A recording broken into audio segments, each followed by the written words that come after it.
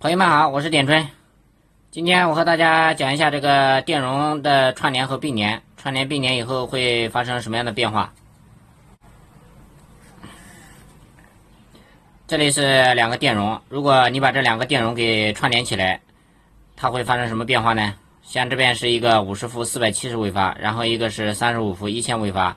如果把这两个电容串接起来，它的耐压值就会变成85伏，也就是耐压值是相加的。容量是怎么计算的呢？容量是和电阻的那个并联计算方式是一样的，知道了吧？这里我就不写了。如果没看过的朋友，可以到前面去看一下我之前发的电阻并联串联的计算方式。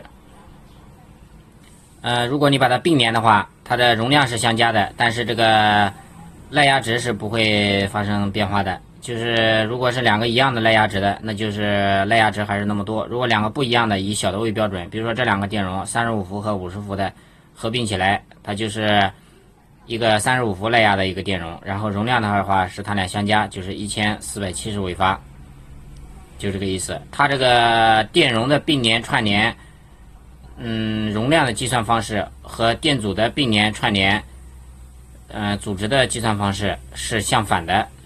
串联相加，一个是并联相加。